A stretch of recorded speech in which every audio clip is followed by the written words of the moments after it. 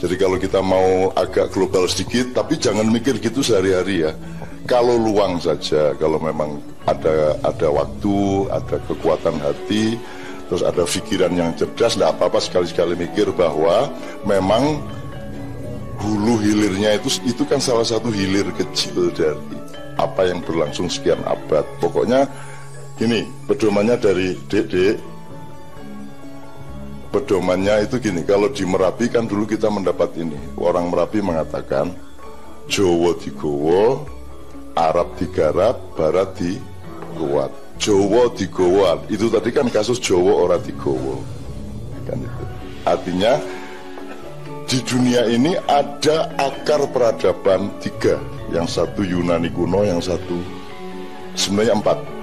Mesir kuno, Yunani kuno, Cina kuno, dan Jawa kuno atau Nusantara kuno.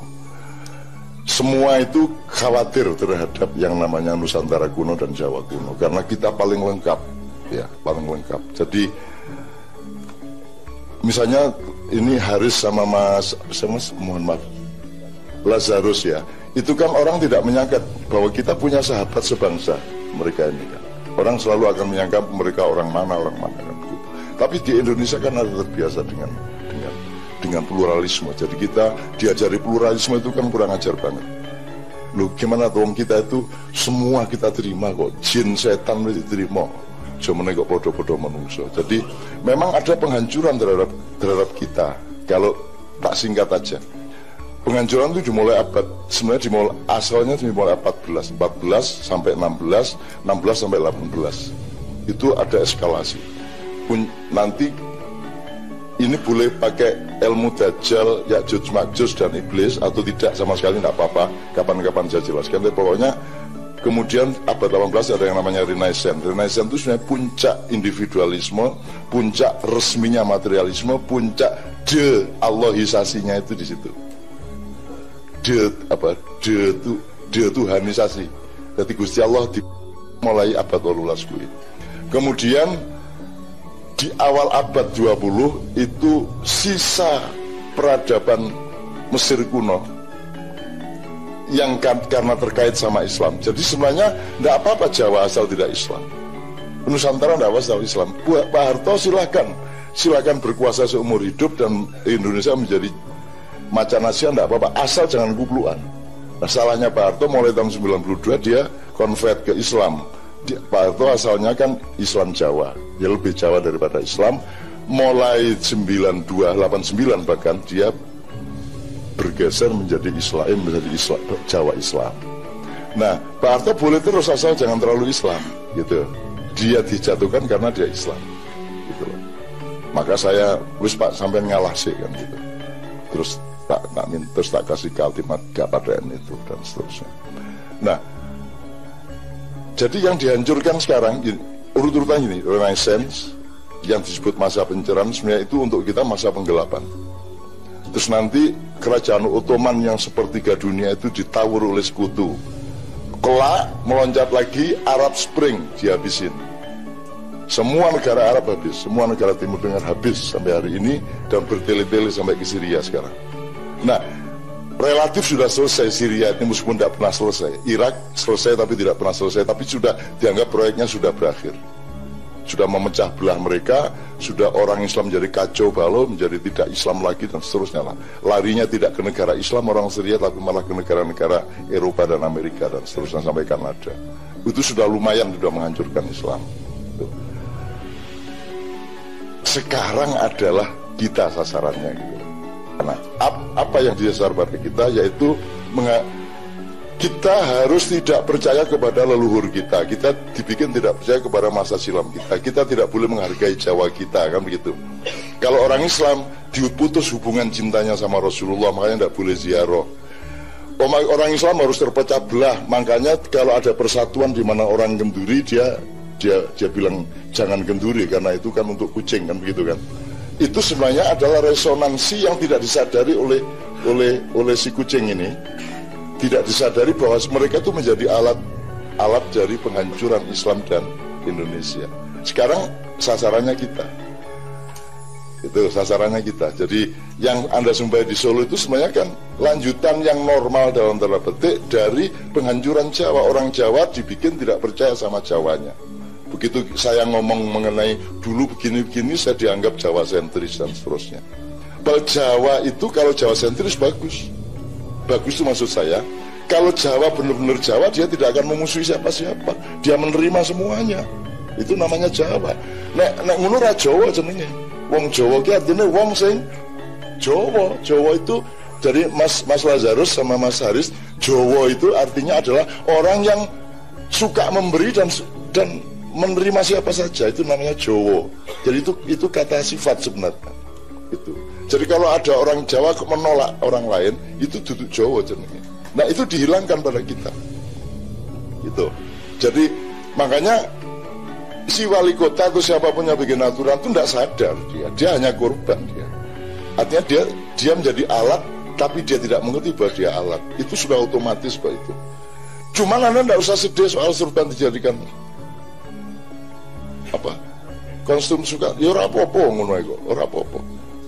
Ndak masalah. Ya jadi nek perlu gudon terus kowe angger ngono malah gawe surban. Jadi kowe ning suka ngomong nggo kaos begitu arep tekan kono gawe surjan, malah apik kowe. Malah kok gudo terus gitu. Nah aku malah tak wong saiki aku ketemu rombongan umroh nganggo congklang ngono ning airport Surabaya iki, jurono tukang-tukang angkut barang, kuwi kan celonone normal kabeh nganti nisor. Padahal yang di layani mereka kan celonone congklang-congklang. Aku langsung nesu kok. Tak parani isuk-isuk kae kesel bar mak iyano disuguhi kathok congklang karo ora congklang. Nah sing apa jenenge sing apa jenenge Mas sing porter itu kan ndak celananya ndak congklang tak nusuani yo. Heh. Dosa kan ya. Lho, enten apa, Cak? Celanane dilempet. Sunah Rasul. Oh, aku nesu aku. Ayo cepat dilempet. Cekak, ayo di atas tumit. Semua, ayo. Ngono aku. Anu ning ngono kan ya. Arek-arek mesuk kurang ngajar janun. Tapi kan seneng saya dapat hiburan pagi-pagi. Itu. Aku suka kok gitu-gitu. Supaya tak gudo tambahan karo aku.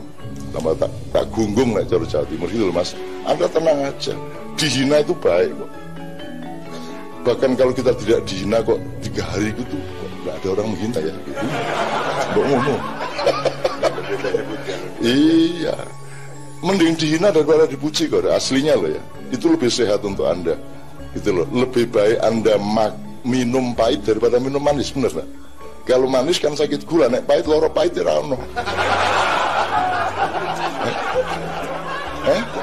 Nek gue loro pahit semut ora gelem ngrubung, malah penak tau gue.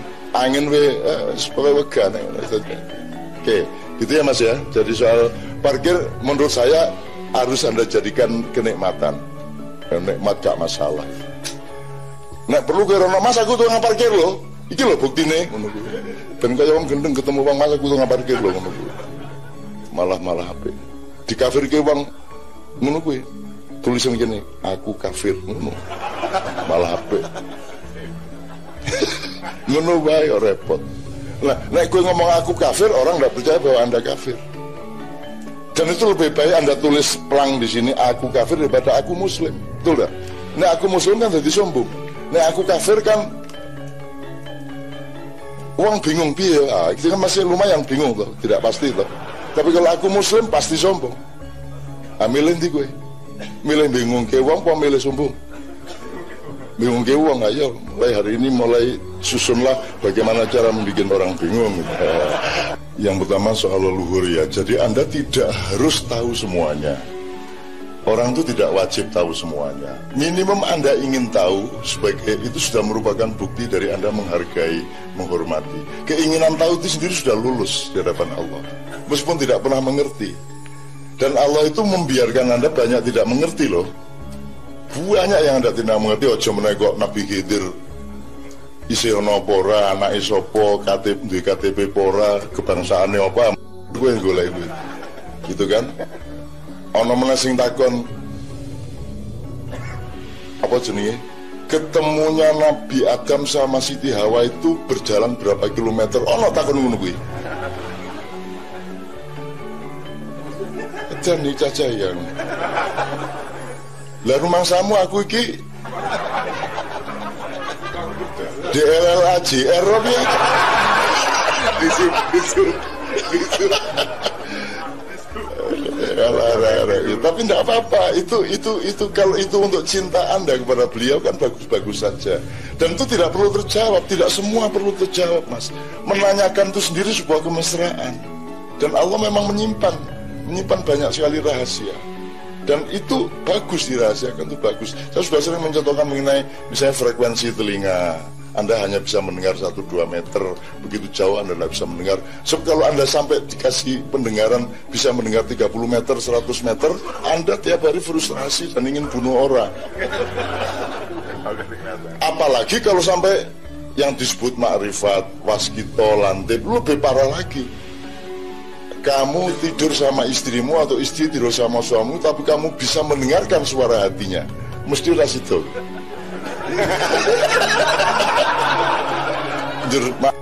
Menurut kita ini rasid lagi. Iya tak? Iya tak? Makanya bersyukurlah dengan keterbatasan, karena hidup ini adalah menikmati batasan. Itulah sebabnya di surat An-Nur tadi Anda dikasih miskah itu seluruh jasad Anda, kemudian dikasih misbah di sini. Misbah ini tidak ada batasnya, keinginan itu tidak ada batasnya. Keinginan itu seperti cahaya yang tidak kita tahu ujungnya. Maka kalau dibiarkan manusia dengan cahayanya, dia akan hancur.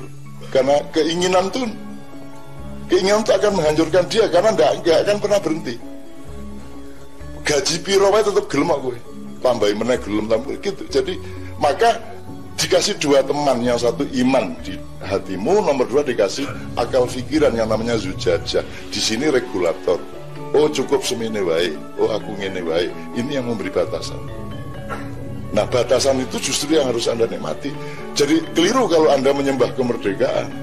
Kemerdekaan itu bukan tujuan, kemerdekaan adalah alat untuk supaya Anda tahu batasnya.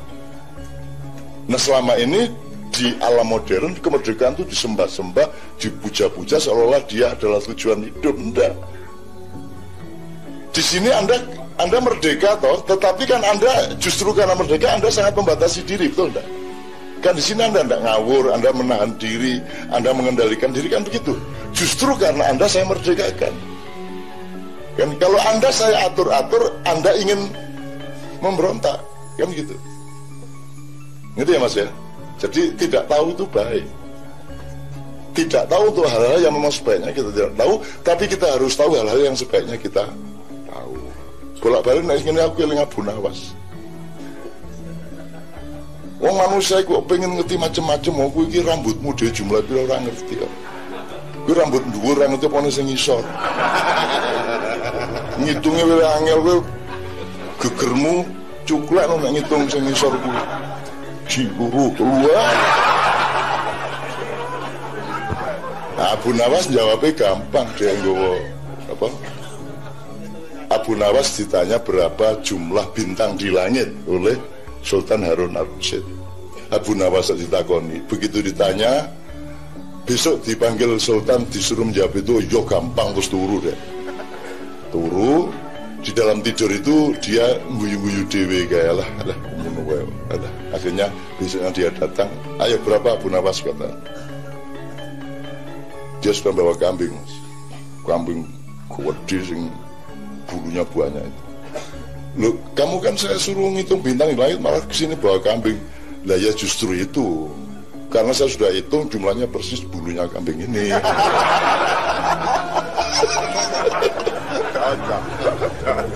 Kok bisa tahu? Lah hitung sendiri. Ngono, dadi kowe iki aja ngelu-ngelu ngono kok. Ben bae wong ngono kok. Itu ya teman-teman sekalian, jadi tidak tahu tuh. Jadi sekarang kalau ngomong jin segala macam, kowe iki mbok yo rasa ngoyak-ngoyak engko. Tenanan lho kowe engko. Tenan lho piye kowe iki? Ngene wae kowe rasa mlebu-mlebu runu kuwi, rasa ingin, rasa pengen, rasa berjata. Ning siap nek engko tak tekake. Kowe rasa maput ngono ya.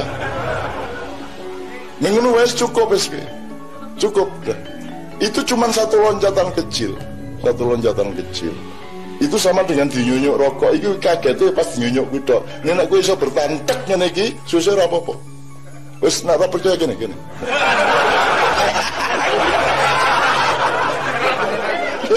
Terus gini deh. Itu Pak Ismail yang pernah di sini, Anda ingat Pak Ismail yang hitam yang dari Sarawak? Itu yang ngajari saya gitu-gitu. Jadi dia ini nek ana wong ngerokokan dijupuk terus di kena kita tangane apa kene nyo kene. Itu Pak Ismail wong hitam. Saya kira perlu lah Anda berlatih. Nah perlu pakai remu kan gitu. Jadi Mas, menurut saya itu tidak urgen lah. Ya kalau memang Anda disentuh, Anda siap. Siap dengan itikat baik, siap dengan itu sahabat Anda, dia sama-sama, Anda sama, bahkan dia lebih tahu Quran daripada Anda, dia lebih dulu mentakjubi, mengagumi Quran daripada manusia, karena Al-Quran sudah ada sebelum diwahyukan. Jangan dipikir Al-Quran itu ada setelah diwahyukan, enggak, sebelumnya sudah ada, sudah tertulis di bab tertentu dari Lauhil Mahfuz. Orang jur gue pengen rono, wah Lauhil Mahfuz nasibku piye ya, aku nek ngerti nasibmu dewe. Terus aku soalnya ngalamin begitu dari kecil Mas. Saya punya teman ketika saya SD kelas 4, teman saya itu kelas 1 SMP kira-kira umurnya. Itu dia tahu itu. Jadi ketemu Pak Lurah liwat, Lurah, itu duit sumbangan dari kabupaten kok dibelikan sapi? Kan mestinya dibagi sama rakyat, kok malah dibelikan sapi? Ngerti deh, Lurah korupsi ngerti. Terus ketemu wak saiki nem anakmu mati selikur dino meneh. Bongkoi. Selikur dino dihitung ya saiki tuh ngono bela-belane wedhus ngono. Saya seneng atine. Mati temen Mas selikur dino kemudian. Nah kowe gelem tak temokke wong kaya ngono kuwi. Dewe kowe malah. Itu wis ta wis Mas kowe apa anane sembodo wae biasa wae tapi siap anytime ada apa-apa. Enggak ada masalah. Ada hantu tidak ada masalah.